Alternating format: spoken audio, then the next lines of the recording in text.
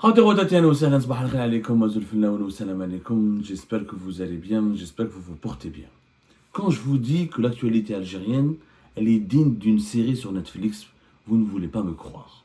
Quand je vous dis, Ejma'a, que les rebondissements de l'actualité algérienne devraient nourrir les fictions les plus affolantes, les plus exceptionnelles, les plus passionnantes de Netflix ou d'Amazon Prime, ou la même. Quand je vous dis que l'Algérie est plus forte que Hollywood, vous me prenez pour un fou. Vous me prenez pour quelqu'un qui a perdu les boules, qui a perdu les pédales. Ce n'est pas vraiment le cas, puisque la réalité de l'actualité algérienne, elle est encore plus affolante, plus délirante que les comparaisons quelquefois excessives que j'ose vous faire parvenir. Revenez. On parlait d'une preuve aujourd'hui pour prouver à Anis que le délire de l'actualité algérienne il est plus fort que tous les délires que l'on peut avoir lorsqu'on essaye de l'analyser ou de la comparer à des fictions cinématographiques. L'affaire du jeune escroc Yacoub Belhassin, dont le procès s'est déroulé récemment à Alger, au niveau du tribunal d'Al-Baïda, au niveau du pôle pénal chargé des infractions liées aux technologies d'information et de communication. Le verdict est attendu le 4 décembre prochain, dans 2 jours. Et entre le 21, plus exactement le 21, entre le 20 novembre et le 28, je crois, il y a eu une semaine de procès et d'audience. On a entendu le jeune escroc, âgé à peine de 25 ans. Il a raconté un récit tout simplement incroyable. Je dis bien incroyable, même pas, non. Ça s'est passé entre le 20 et le 23. Entre le 20 et même pas une semaine. 3 jours d'audience. Voilà, je corrige. Le procès a commencé le 20 janvier au tribunal d'Al-Baïda, le 20 novembre 2024 au tribunal d'Al-Baïda. Et il s'est arrêté le 23, le 22 et le 23 novembre 2024. Et le verdict est attendu le 4 décembre, c'est-à-dire dans 2 jours. Je pense que beaucoup d'Algériens et d'Algériens ont entendu parler de l'escroc Yacoub Belhassin et de son histoire. Yacoub Belhassin, il est né en 1999, en janvier 1999. C'est un jeune Algérien, aujourd'hui il est âgé de 25 ans. À l'âge, même pas 18 ans je crois, il a immigré, il a immigré clandestinement vers la Grèce, en 2018. Donc si aujourd'hui il a 25 ans, calculé en 2018, il avait à peine 19 ans, 18 ans. Faites les calculs. Un jeune haraga algérien en Grèce, etc. Il se trouve que Yacoub Belhassin commence il a des talents de comédien. C'est un jeune extrêmement talentueux. C'est ça, malheureusement, le génie algérien. Tout comme nous avons des génies en Algérie. L'Algérie est un réservoir de génie. Mais comme c'est un pays sous-développé, comme c'est une dictature, comme nous avons un système totalitaire, un système qui méprise les compétences humaines, qui n'offre pas les meilleures conditions de vie pour que sa jeunesse puisse s'épanouir, comme il n'y a pas un écosystème et un environnement adapté à cette intelligence vive que nous avons au sein de la population. Et donc les jeunes Algériens n'arrivent pas à s'épanouir, à profiter de leur intelligence, de se développer, d'entreprendre, d'avoir des moyens d'ascension sociale. Et bien les jeunes intelligents algériens versent dans la délinquance, ou la versent dans l'escroquerie, ils versent dans les fléaux. C'est ce qui s'est passé avec Yacoub Belhassin, donc haraga en Grèce. Il cherchait un moyen pour survivre et vivre. Et il se met... C'est vraiment sa vie, elle est digne d'un film. Il se met à entreprendre, à mettre en place une vaste escroquerie. Mais contrairement aux escrocs classiques algériens, le jeune Yacoub Belhassin ne va pas escroquer le peuple, ni les petits gens. Il a décidé d'escroquer les puissants du régime, les puissants du système. Comment il va faire? Il va se faire passer pour un général, pour un officier supérieur des services secrets algériens. Il maîtrise les outils informatiques, il manipule, il falsifie les documents de la présidence de la République ou les documents du ministère de la Défense nationale. Il sait faire des fausses signatures, des faux cachets. Comme il maîtrise donc les outils informatiques, les Photoshop, les logiciels de montage, de pré-montage et de falsification des documents.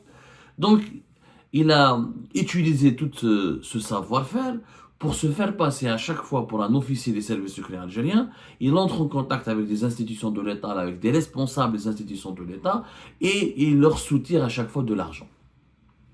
Exemple, Hada Yaqub El-Hassin, il est entré en contact avec plusieurs diplomates algériens, maintenant une ambassadrice de l'Algérie en Bulgarie, maintenant une consul de l'Algérie à Nice, maintenant une ancienne ambassadrice d'Algérie au Kenya, en poste elle était au Kenya, en Afrique, une conseillère de l'ambassade d'Algérie à Belgrade en Serbie.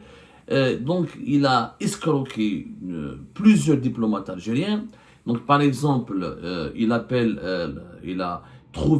entre en contact avec l'ambassade d'Algérie en Bulgarie, il obtient le numéro personnel de l'ambassadrice, il est entré en contact avec elle, il lui a dit, voilà, je suis un officier des services secrets algériens, nous avons besoin d'argent pour financer une opération secrète en Europe de l'Est, vous devez nous fournir cet argent de façon informelle et de façon secrète, afin que les autorités de ce pays, les autorités bulgares, ne découvrent pas ou ne débusquent pas ou ne vont pas identifier notre opération, ne vont pas ne vont pas donc s'apercevoir de notre opération secrète. L'ambassadrice, bien sûr, bête qu'elle est, parce que les dirigeants algériens, l'affaire Yaqub El-Hassin, elle est incroyable, parce que vous vous rendez compte du niveau de médiocrité, de bêtise, le manque d'intelligence, le manque de lucidité, le niveau bas des dirigeants algériens. Des ambassades, des diplomates, ils ont des faux documents, comme il fait d'ailleurs Yaqub El-Hassin.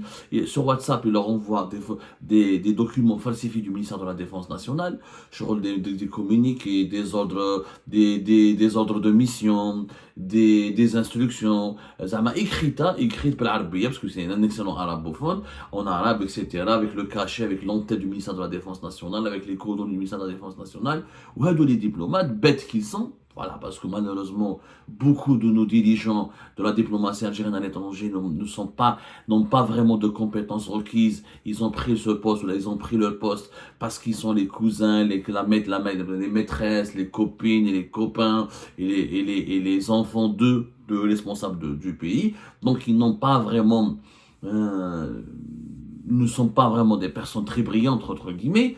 Donc, ils donnaient de l'argent. Ils sont tombés dans le piège, ils ont été manipulés par Yaqub El-Hassin qui leur a soutiré, on a calculé, près de 50 000 euros en cash. Vous vous rendez compte? Des fonctionnaires de l'État, des diplomates, des ambassadeurs, des consuls à Nice, à Belgrade, à Sofia en Bulgarie, au Kenya, qui donnaient de l'argent cash à ce Yaqub El-Hassin. Quelquefois, ça n'a même pas nécessité, il n'y a même pas eu de rencontre. Ça ne lui a même pas nécessité d'organiser une entrevue ou une rencontre. C'est-à-dire uniquement par WhatsApp, il a réussi à les manipuler. Quelquefois, il rencontre ses interlocuteurs, les diplomates, où il était en Grèce, il leur donnait rendez-vous à Athènes, en Grèce. Il s'habillait bien, ouais, c'est un jeune, bien habillé. Voilà, je suis l'émissaire de ce général, patron des services algériens, de ce officier supérieur de la sécurité militaire. On a de la sécurité extérieure, on a de la sécurité intérieure, vous devez nous faire confiance, c'est pour servir le pays, et votre engagement dans notre action, dans notre opération secrète sera récompensé, l'État vous sera reconnaissant et redevable. Oui, il a récolté près de 50 000 euros. Vous vous rendez compte? C'est extrêmement. Un jeune de moins de 25 ans au moment des faits, parce que les escroqueries se sont déroulées entre 2021, 2022 jusqu'à 2023. Quelquefois, il y avait comment on appelle ça, des diplomates qui lui faisaient des transferts par Western Union. Quand il ne pouvait pas le voir en Grèce, il lui envoyait de l'argent par Western Union. Donc il a récolté quand même presque 50 000 euros.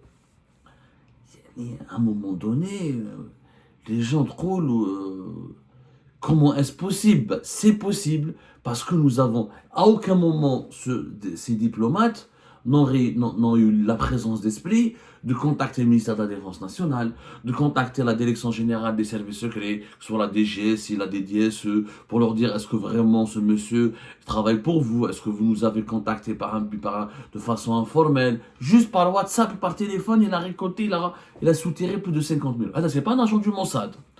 C'est un escroc. Vous imaginez, c'est imaginer si nous allons demain aller en guerre ou la menacer par Israël, ou par le Maroc, ou par un autre pays, par les Émirats. Un escroc, il les a roulés tous dans la farine.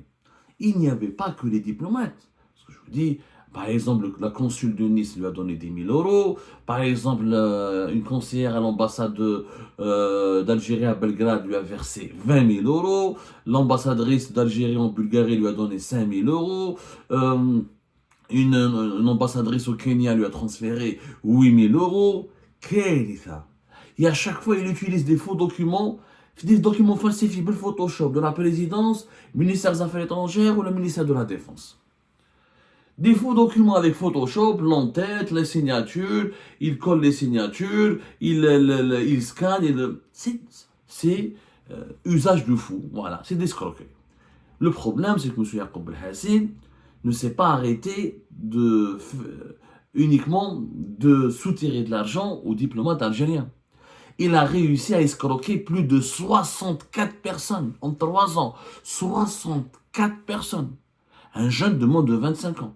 Quand il a commencé à faire ce travail, il avait entre 21, 22 jusqu'à 24. Alors, il y a eu des wali, il y a eu des directeurs de wilaya. Vous imaginez, il appelait des directeurs de wilaya, des directeurs de la culture, des directeurs de l'action sociale, fait Annaba, fait Indevla, il leur disait venez à Alger. Il se faisait passer pour toujours, il se faisait appeler pour un général.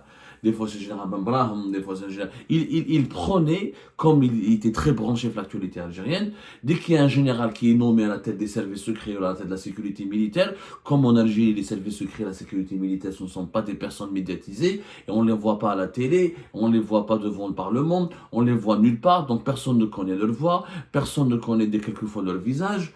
Au moins à l'époque de Bouteflika, on voyait Tartag, on voyait tout faire. Maintenant, tu ne vois plus personne.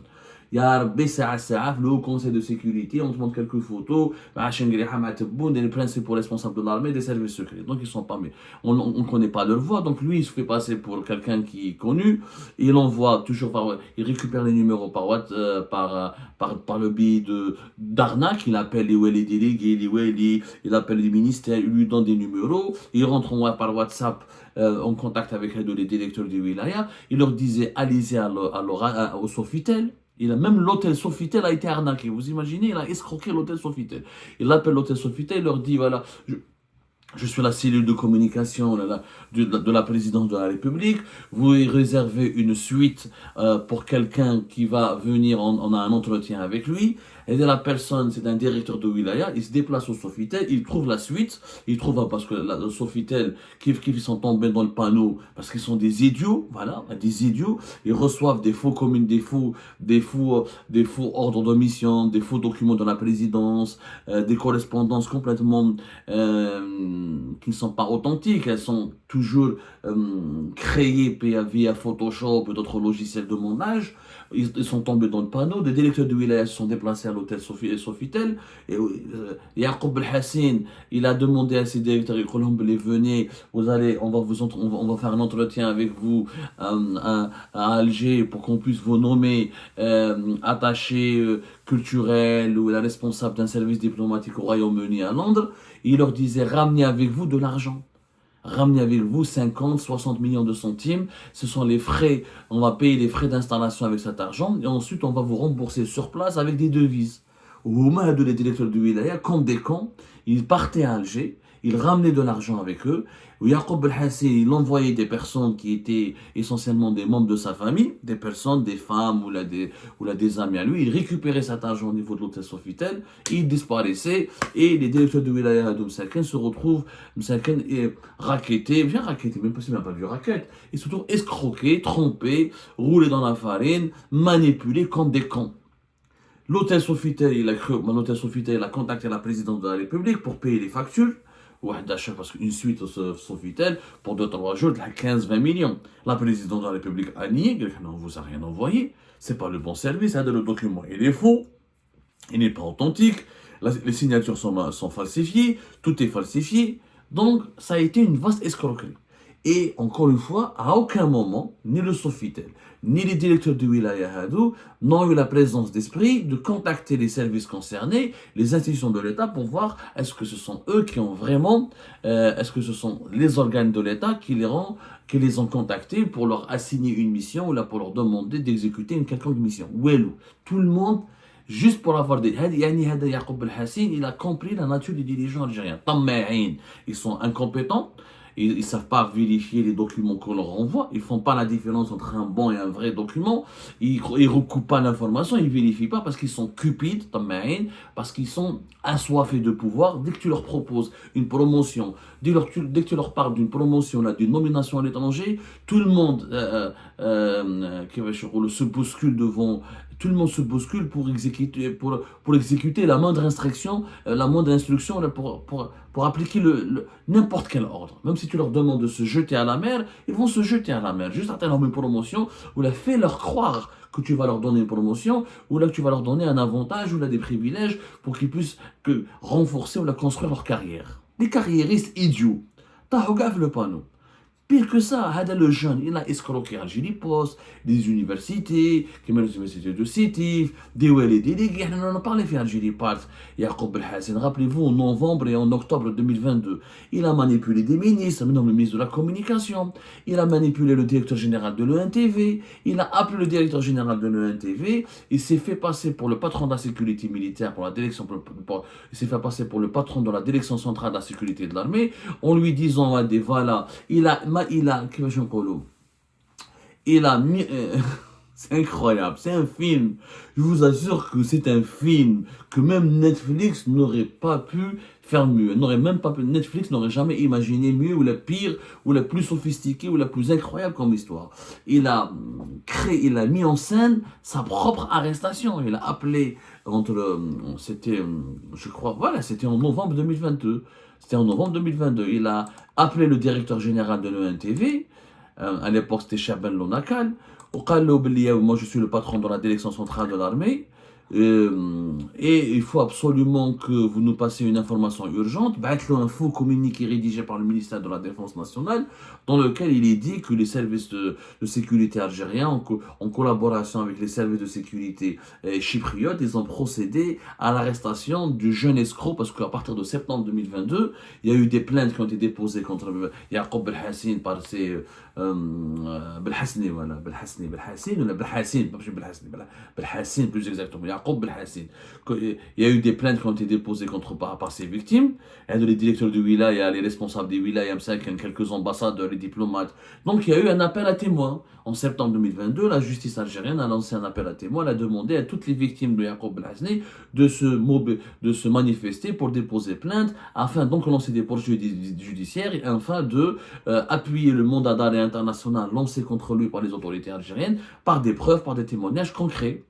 Donc Belhassine, qu'est-ce qu'il fait pour ridiculiser encore davantage le régime algérien, pour le humilier? Il va manipuler le NTV, le ministère de la Communication, en les incitant à annoncer sa fausse arrestation. Effectivement, début novembre 2022, le NTV tombe dans le panneau. Le patron de l'ENTV il a cru que c'était vraiment le général en charge de la DCSA qu'il avait contacté. À l'époque, c'était le général Chouetter. Il fait passer une information. Ensuite, lui-même, Yaqub Belhassine, il appelle le ministère de la Communication. À l'époque, c'était le ministre Mohamed Bouslimani. Il le savonne au téléphone. Il lui dit, mais c'est grave. Moi, je suis le général. En faisant croire à son interlocuteur qu'il est le patron de l'armée. Et toujours les communications se font par WhatsApp. Donc il y a les dirigeants algériens, il y a le patron de la sécurité militaire et t'appelle sur WhatsApp. Normalement, la moindre des choses, tu es intelligent. Les communications officielles entre les responsables du pays, ça se passe par téléphone, ça se passe par un canal officiel. Alors les ministres et les patrons de l'ONTV, ils donnent les numéros, toujours. À force à chaque fois qu'il arrive il avait un carnet d'adresses qui ne cessait pas d'élargir parce qu'à chaque fois qu'il arnaquait quelqu'un, il entrait en contact avec un wali délégué, un secrétaire général. Et les numéros circulaient. À chaque fois, il arrivait à obtenir des numéros de la part de ses victimes. Non seulement il soutirait de l'argent à ses victimes, mais il leur soutirait aussi des contacts. Il leur soutirait des contacts. Il leur attendez, est-ce que vous connaissez tel ou tel responsable? Bon, généralement, en Algérie, tout le monde se connaît. Le patron de NTV a des amis, par exemple, a des connaissances au sein des wilayas. Le ministre, avant d'être ministre, il est passé par quelques services centraux de l'État, par quelques.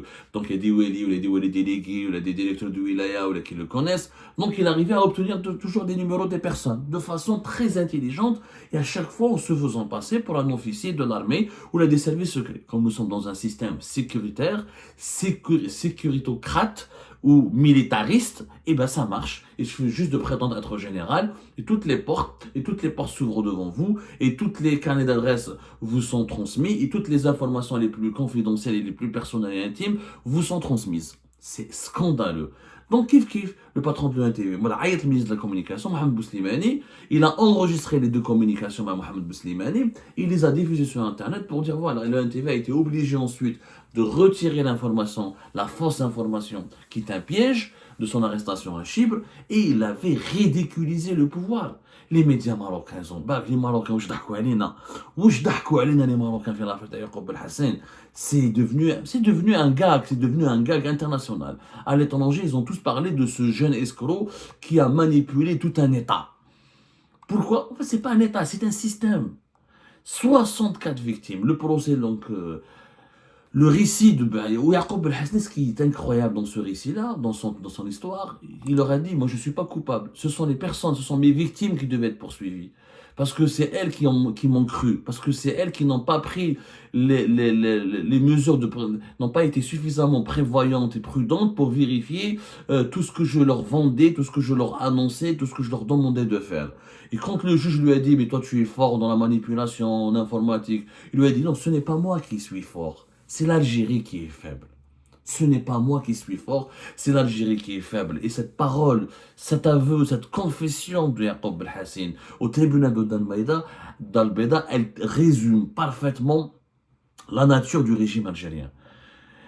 Ce n'est pas lui, c'est un régime d'incompétents, de faibles, de cupides, de personnes, de carriéristes, de personnes qui sont prêts à vendre leur âme, de personnes qui sont prêtes à vendre d'individus qui sont prêts à vendre leurs âmes, juste pour obtenir une promotion, des privilèges, ou des augmentations de salaire, ou là, pour servir tel ou là, pour être apprécié, ou là, obtenir quelques faveurs auprès des autorités sécuritaires et militaires.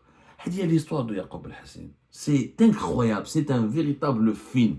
Le mec, il a soutiré des milliers d'euros, il a manipulé des ministres, des walis, il a des officiers supérieurs, il a manipulé tout un régime. هذا وحده برك. هذا ماشي un agent du Mossad.